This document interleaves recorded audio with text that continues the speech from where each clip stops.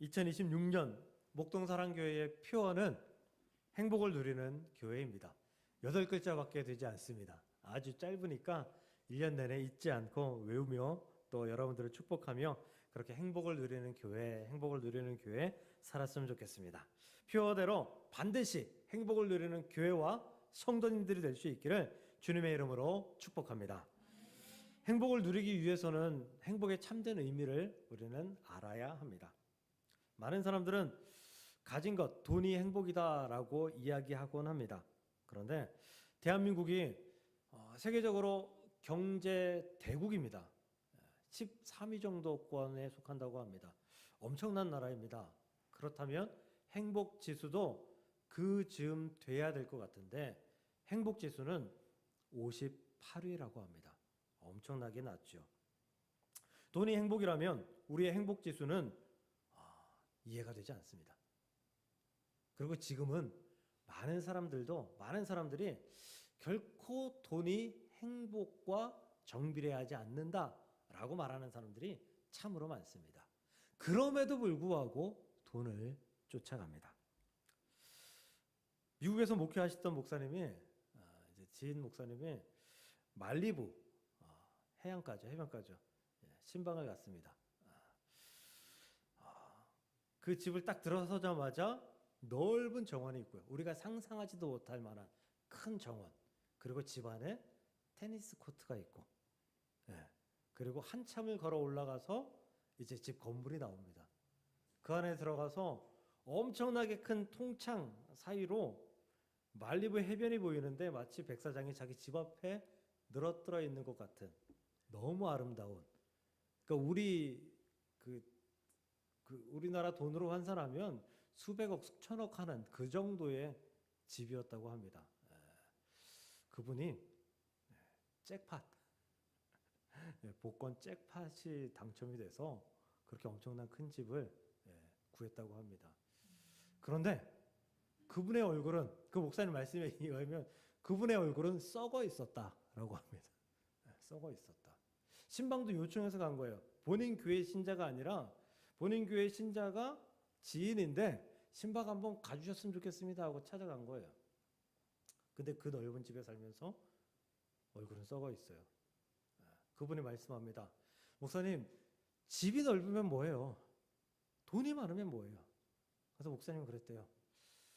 그러면 그 집을 저한테 주시죠. 속으로만. 참. 가난한 사람 앞에서 돈 많으면 뭐예요? 이러면은 화나잖아요. 성질 나잖아요. 근데 그렇게 말씀하시더랍니다. 원래는 가난했는데 가난했을 때는 남편이 집에 들어오는 시간을 기다렸고요.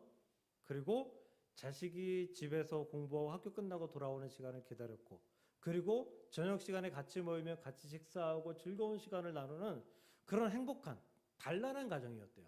근데 돈이 많으니까 이 돈을 써야 될 거 아니에요. 남편이 집에 잘 안 들어와요. 돈이 많으니까 집이 크잖아요. 자식이 집에 들어오면, 아들이 집에 들어오면 저 멀리 자기 방에 들어가가지고 나오지도 않아요. 보이지도 않아요. 그러니까 우울감에 빠져 사는 거예요. 너무 외롭대요. 너무 힘들대요. 복권 당첨자 중에서 상당수가 불행한 삶을 산다. 이런 통계 들어보신 적 있으시죠? 그래도 복권 한번 당첨되어 봤으면. 네. 물질 만능주의 시대에 물질이 행복이 아니라면 하나님은 과연 무엇이 행복이라고 말씀하실까요? 오늘 본문에서 행복을 말씀하십니다. 내가 오늘 내 행복을 위하여, 우리들의 행복을 위하여 내게 명하는 여호와의 명령과 규례를 지킬 것이 아니냐. 그러니까 하나님은 너희들한테 행복을 주고 싶어. 그런데 동시에 내가 너희들한테 명하는 여호와의 명령과 규례를 동시에 지키는 삶이 행복한 삶이야 라고 말씀하시는 거예요. 여기서 하나님께서 말씀하시는 행복의 히브리어는 토브라고 합니다. 토브는 영어로 굿, 그냥 좋다라는 그런 의미래요. 그래서 오켈 토브라고 하면 맛있는 음식, 베소라 토바라고 하면은 좋은 소식, 뭐 이런 뜻이래요. 그리고 우리가 너무도 잘 알고 있는 하나님께서 천지를 창조하시고 나서 그 저녁마다 말씀하셨던, 그 밤마다 말씀하셨던 그 말씀 보시기에 좋았더라. 그 좋았더라도 토브예요. 네, 네. 즉 하나님이 말씀하시는 이 행복, 이 토브인데 이 토브는 그냥 좋아요 이게 아니에요. 왜냐하면 우리가 좋은 거는 나쁜 일이 생기면 바로 그 좋은 감정이 사라지게 되죠. 없어지게 돼요. 언제 좋았냐는 듯. 네. 집만 들어오면 우울해지는 사람들이 있죠. 집만 들어오면 과묵해지는 사람들이 있어요. 밖에서는 막 활달하게 하다가 제가 조금 그런 스타일이긴 한데 네. 어쨌거나 그런 상태를 의미하지 않는다라는 거예요. 이 하나님께서 말씀하시는 행복, 이 신명기 10장 13절의 행복은 계속된 행복, 상태가 지속되는 행복, 하나님 보시기에 온전한 상태의 행복, 삶이 온전한 자리에 머물러 있는 그런 상태, 이런 것들을 행복이라고 이야기합니다. 오늘 그 행복을 우리가 찾으며 바라보며 은혜 받고 그 행복을 누릴 수 있는 저와 여러분들 될 수 있기를 주님의 이름으로 간절히 축복합니다. 사람들은 하나님의 뜻대로 사는 것과 행복이 좀 비례하지 않는다라고 생각하는 경우들이 있어요. 왜냐하면 믿음 생활이 고난이다라고 여기기 때문입니다. 믿음이 고난입니까? 믿음이 고통입니까? 그런데 그렇게 생각하는 사람들이 참 많아요. 오늘 말씀에서 하나님께서 내가 오늘 내 행복을 위해서 명령과 규례를 준다라고 했잖아요. 그러니까 하나님께서 우리에게 말씀하시고 믿음 생활할 수 있도록 우리가 뭐 고난도 받고 뭐 즐거움도 받고 뭐 여러 가지 또 귀찮고 힘든 일들, 뭐 선한 일들, 이런 것들 다 감당하는 그 모든 일들이 다 무엇 때문에 준다? 행복을 위해서 준다라는 거예요. 다시 말하면 뭐예요? 그것들을 행하면서 너희들은 행복해야 된다라는 거잖아요. 근데 이것을 잘못 이해하는 사람들이 행복과 하나님의 뜻대로 말씀대로 사는 것이 비례하지 않는 것 같아요 라고 말한다는 거예요. 이스라엘 백성들이 그런 오류를 이미 범했습니다. 그들은 하나님의 뜻, 지금 명령과 규례, 이게 하나님의 뜻이잖아요. 이 명령과 규례에 대해서 오해했어요. 그래서 자신들의 기준을 하나님의 뜻 위에 올려놨어요. 그게 무엇이냐? 율법이에요. 율법. 자신들이 만들어 놓은 율법, 10계명만 가지고 있는 그 율법이 아니라 자신들이 동시에 만들어 놓은 그 율법을 다 해서 하나님의 명령과 규례다라고 하고, 이걸 지키면 행복할 수 있고 이걸 지키지 않으면 너희들은 청죄받는다라고 해왔다라는 거죠. 그런데 율법을 누가 다 지키며 살아갈 수 있습니까? 여기서 율법 지키며 살아갈 수 있는 사람이 있습니까? 저도 수많은 것들을 지킬 수 없습니다. 그래서 그 결과 저들은 행복해야 되는데 오히려 행복에 대한 조건을 율법으로 만들어 놓아서 그래서 그 율법의 굴레, 율법의 짐 사이에서 허덕이고 있었던 사람들이 이스라엘 백성들이었다라는 거예요. 그럼 그때가 구약이니까 구약 시대에만 그랬느냐? 그렇지 않아요. 지금도 그래요. 지금도. 한때는 예배 시간에 박수 치는 교회에 대해서 시끄럽다고 정죄했어요. 성결교회 처음에 저거 2단 아니야? 저것들 2단 아니야? 라는 소리를 들었어요. 박수 쳐서. 예배 시간에 찬양하면서 박수 찬다고 2단이라는 소리를 들었다고요. 순복음교회 워낙 시끄러웠잖아요. 2단 소리 들었어요. 지금은 그래요? 아니잖아요. 그렇다면 시끄러우면 예배가 아닌가요? 시끄럽다고 예배가 아닐 수가 그런 어떤 성경 구절의 말씀이 있나요? 아무리 찾아봐도 없더라고요. 오히려 저는 시끄러운 예배가 존재해야 된다라고 생각합니다. 왜냐하면 저는 그 여호수아에서 나왔던 여리고성이 무너진 그 장면이 완전한 예배라고 생각하거든요. 하나님의 말씀대로 가잖아요. 가서 여리고성을 돕니다. 매일 한 바퀴씩. 마지막 날엔 6바퀴인가 돌죠. 그 도는 과정 가운데에서 하나님의 말씀 가운데 순종하는 그 예배의 삶. 또 거기서 뭐 하나요? 항아리를 깨뜨려요. 하나님께서 말씀하신 대로 항아리를 깨뜨려요. 소리를 질러요. 저는 그걸 찬양이라고 생각합니다. 하나님을 높이는 거라고 생각합니다. 그때에 여리고성이 안쪽으로 폭삭 무너지잖아요. 하나님의 응답이 그 안에 있었습니다. 그 시끄러운 장면 속에서 하나님께서 영광 받으셨다고요. 하나님께서 영광 받으시면 그것이 예배 아닙니까? 시끄럽다고 해서 예배가 아닌 것이 아닙니다. 지금은 드럼 없는 교회 찾기 힘들죠. 우리도 드럼이 있습니다. 옛날에 드럼 들어올 때 뭐라고 했나요? 저 딴따라 저 마귀들이 쓰는 그러면서 드럼에 무슨 정말 사탄 마귀가 쓰여 있는 것, 씌여 있어가지고 저거 들어오면 마귀도 같이 들어오는 것처럼 그렇게 말하던 사람들이 있었어요. 근데 지금은 드럼 없으면 허전하잖아요.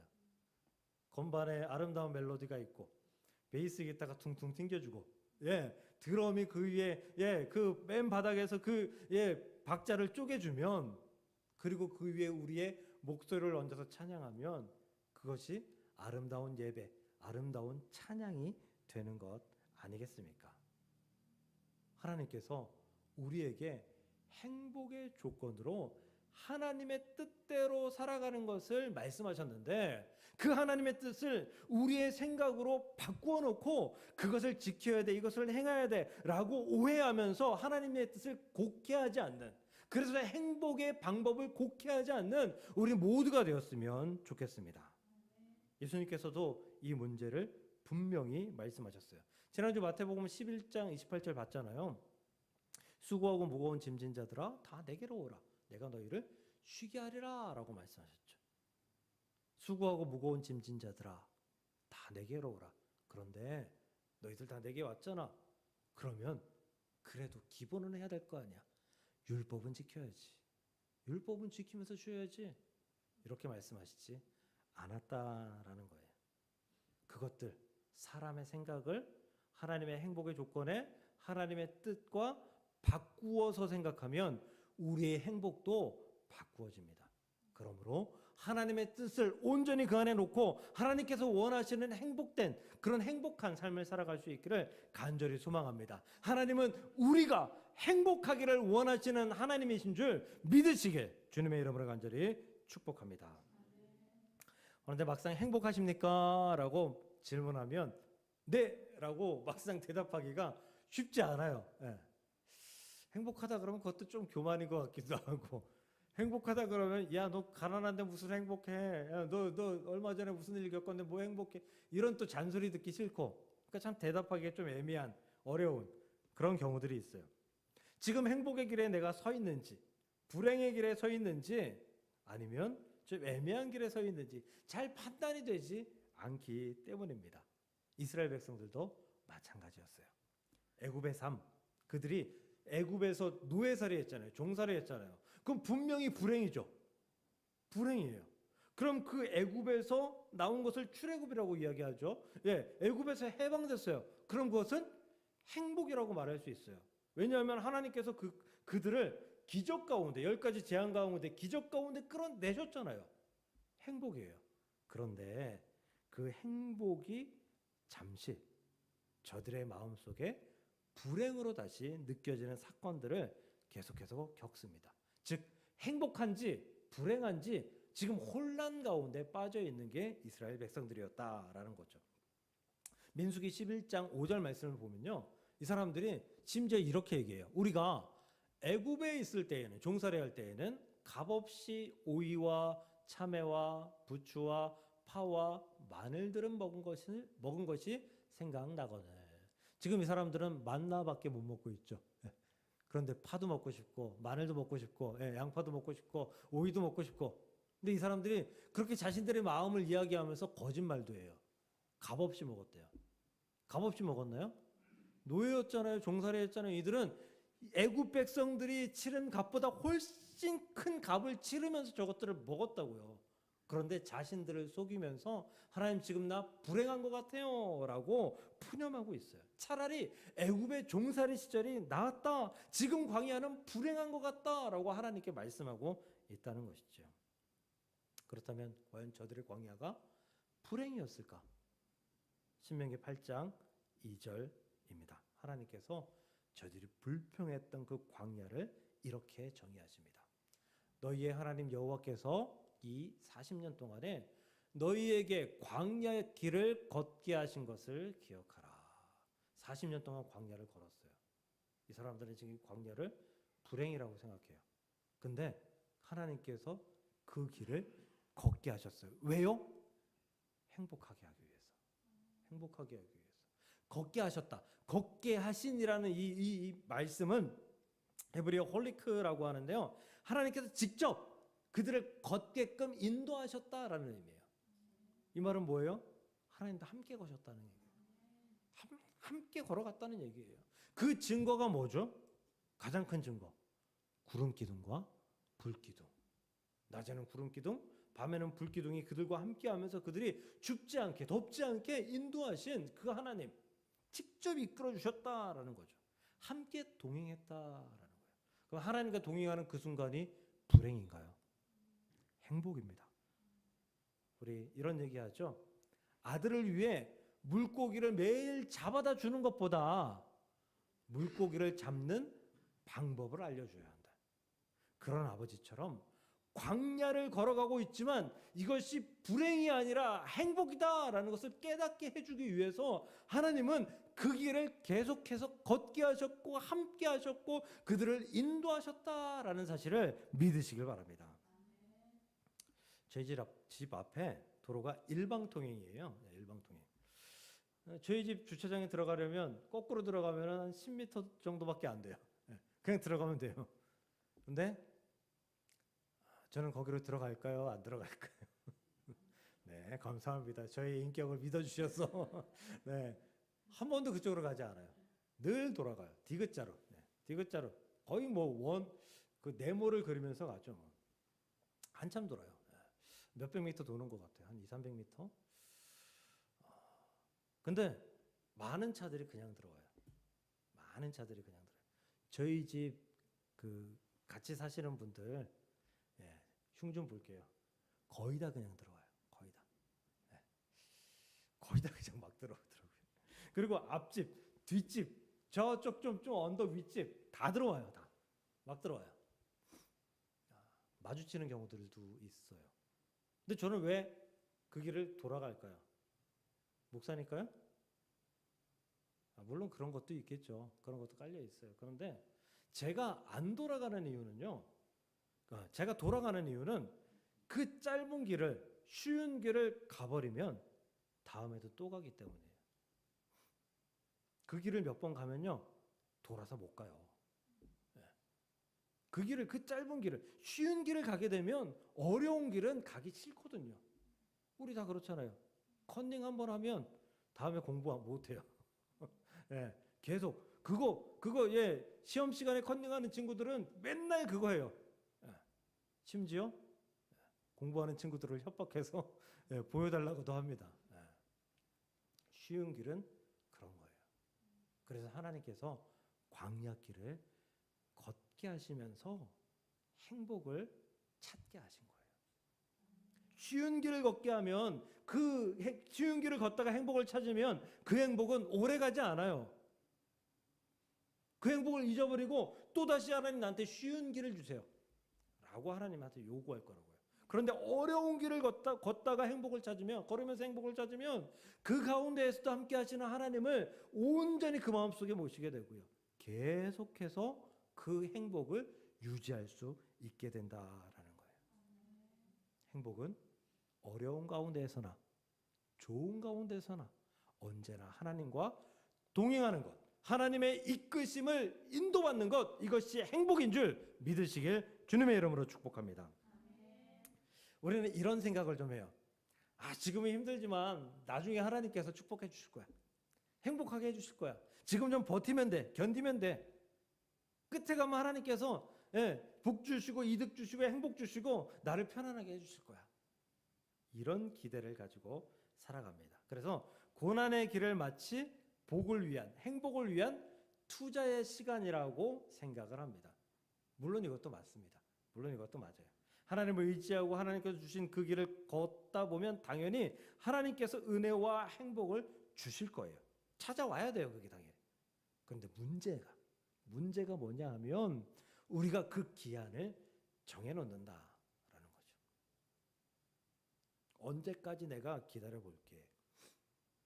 언제까지 행복이 찾아오지 않으면, 복이 찾아오지 않으면, 이득이 찾아오지 않으면 마음이 불안해집니다. 초조해져요. 나중에는 실망하고 포기하게 됩니다. 오늘 본문은 말씀합니다. 내가 오늘 너의 복을 위하여, 행복을 위하여. 언제요? 오늘이요, 오늘. 나중에 하나님께서 내가 나중에 너희들 이 광야에서 40년 동안 계속 돌다가 적과 꿀이 흐르는 그 땅 가나안에 들어가서 그 가나안에 들어갔을 그때 내가 행복하게 해줄게. 이게 아니라고요. 하나님은 지금 이 광야를 걸으면서 너희들 행복하게 내가 만들어줄게 라고 말씀하시고 있다고요. 지금 너희들 행복해야 된다라고 말씀하시는 거예요. 그러므로 사랑하는 성도 여러분, 우리 지금 행복하시기를 간절히 소망하고 축복합니다. 시편 1편의 기자도 그렇게 말씀했어요. 1절에는 복 있는 사람은 이라고 말씀하시지만 2절에는 오직 여호와의 율법을 즐거워하여 그의 율법을 주야로 묵상하는 자로다. 그가 나중에 복을 얻을 것이다. 나중에 행복할 것이다 라고 말씀하지 않아요. 그 묵상하면서 행복을 누리게 될 것이다. 여호와의 말씀대로 살아가면서 행복을 누리게 될 것이다. 요한복음 15장 7절도 마찬가지입니다. 너희가 내 안에 거하고 내 말이 너희 안에 거하면 무엇이든지 원하는 대로 구하라. 그리하면 이루리라. 무엇이든지 원하는 대로 구하고 그리하면 이루는 게 이게 행복 아니겠습니까? 근데 그게 언제예요? 우리가 하나님 안에 거할 때. 하나님의 말씀이 우리 안에 거할 때. 시편의 기자도 사도 요한도 지금이 행복을 누릴 때다라는 것을 이미 깨달은 것 같아요. 우리도 그 깨달은 가운데 있기를 소망하고 축복합니다. 1년에 한두 번씩은 여행을 가시죠. 뭐 짧게 하루 이틀이라도 아마 여행을 가실 거예요. 안 가셔요? 관심 없어요? 오직 기도와 말씀으로. 저도 뭐 1년에 한두 번 갑니다. 그러면 여행 갈 때 언제 가장 행복하십니까? 출발할 때, 준비할 때. 저도 준비할 때가 가장 행복한 것 같아요. 굉장히 즐거워요. 가기 전에. 막 설레고 그래요. 근데 우울해질 때가 있죠. 마음에 좀 실망이 올 때. 언젠가요? 마지막 날 아니면 거의 다 와서. 이제 끝이구나. 이때 좀 실망이 와요. 또 일상으로 돌아가야 되는구나. 어떤 분은 집이 너무 좋아서 집에 돌아가니까 너무 좋다라고 할 수도 있지만 대부분은 다 하루쯤 더 놀았으면 좋겠다라고 생각하죠. 근데 성도 여러분, 행복의 끝이 보인다라고 생각하면 어떻겠습니까? 지금 내가 행복해요. 근데 하루 이틀 지나면 이 행복이 끝날 거예요. 이걸 내가 알아요. 어떨까요? 행복이 끝나기도 전에 심각한 우울 가운데 빠져들 수 있어요. 낙심 가운데 들어갈 수 있어요. 그러면 어떻게 해야 될까요? 행복을 끝까지 가지고 가야 되는 거예요. 행복이 끝나지 말아야 되는 거예요. 행복이 끝나지 않으려면 하나님께서 함께 걸어가 주시면 되는 거예요. 지금 내가 하나님의 행복을 지금 누리고 있고 그 행복을 계속해서 유지하기 위해서 하나님과 계속해서 동행하면 하나님 앞에 가는 그날까지, 아니 그날 이후로도 우리는 행복 가운데 있게 됨을 믿으시길 바랍니다. 여러분들 지금 행복하십니까? 그 행복을 우리 하나님과 함께 나누며 끝까지 잃어버리지 아니하는, 끝까지 유지하는, 그리고 하나님의 그 행복으로 말미암아 정말 즐겁게 살아가는 저와 여러분들 될 수 있기를 주님의 이름으로 간절히 축복합니다.